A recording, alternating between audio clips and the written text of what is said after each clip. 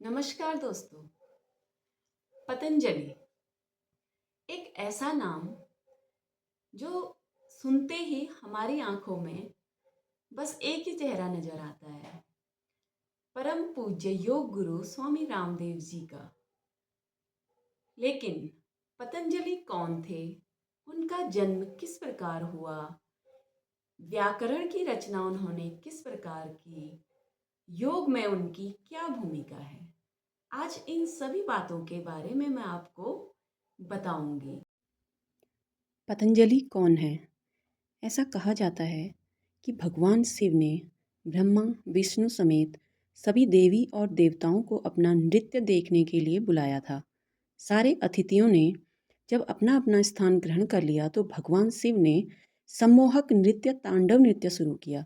इस प्रकार भगवान शिव को नटराज, सारे नर्तकों के राजा के रूप में माना जाता है।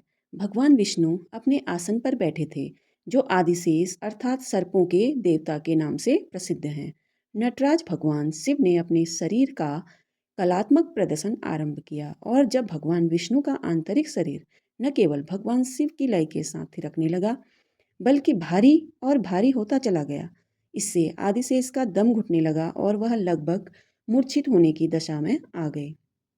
नृत्य क्षण समाप्त हुआ। भगवान विष्णु का शरीर फिर से हल्का होने लगा और सामान्य होने लगा।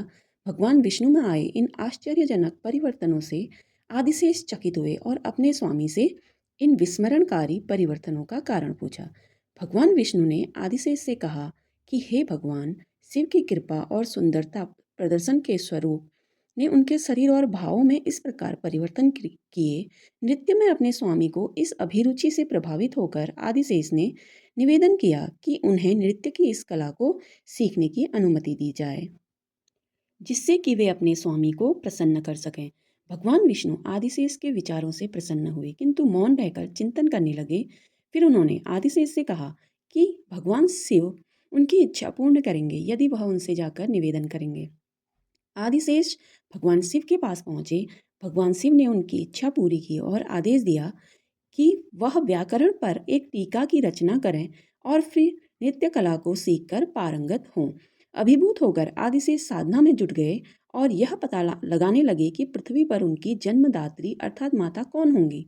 ध्यान में मग्न उन्हें एक योगिनी, एक तपस्विनी का ध्यान आया, जिसका नाम गोणिका था। ठीक उसी समय गोणिका भी अपने सांसारिक जीवन की समाप्ति का विचार कर रही थी। अपना ज्ञान वह किसे सौंपे, इसके लिए उन्हें एक सुयोग्य शिष्य की तलाश थी। उनका अपना कोई शिशु नहीं था, क्योंकि वह एक ब्रह्मचारिणी थी। सुयोग्य शिष्य की उनकी खोज सफल नहीं हुई। अंत में उन्होंने सूर्य देवता का ध्यान किया और अपना सारा ज्ञान एक योग्य बालक को सौंपने की प्रार्थना की। आदिशेष भी उस समय एक योग्य माता की खोज में जुटे थे और उन्हें गोणिका में एक योग्य माता के दर्शन हुए।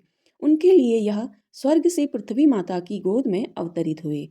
क्योंकि सूर्य देवता को पृथ्वी पर साक्षात भगवान माना जाता है, इस कारण गोणिका ने अपनी अंजलि में सूर्य देवता को अंतिम अर्पण देने के लिए थोड़ा जल भर लिया, जिसमें उनके द्वारा अर्जित और अनुभव किया गया संपूर्ण ज्ञान समाहित था।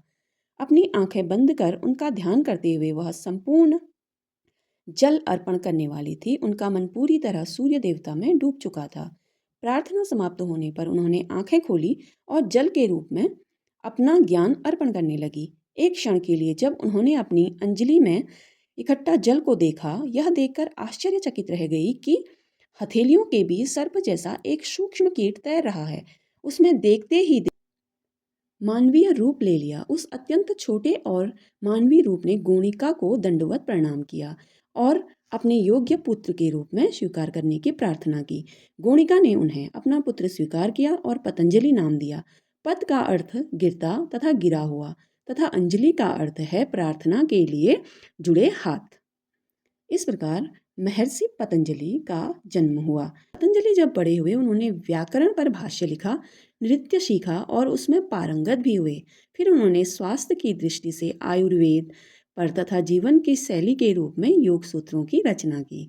इस प्रकार भगवान शिव की कृपा से शुद्ध भाषा के लिए उन्होंने हमें व्याकरण दिया, दिव्य स्वास्थ्य के लिए आयुर्वेद तथा मन की पवित्रता और परोपकारिता के लिए योग का ज्ञान दिया। इससे वह मनुष्य जो शब्द, कर्म एवं बुद्धि का पालन और अभ्यास करेगा, उसका जीवन तेजस्वी और श्रेष्ठ बन जाएगा।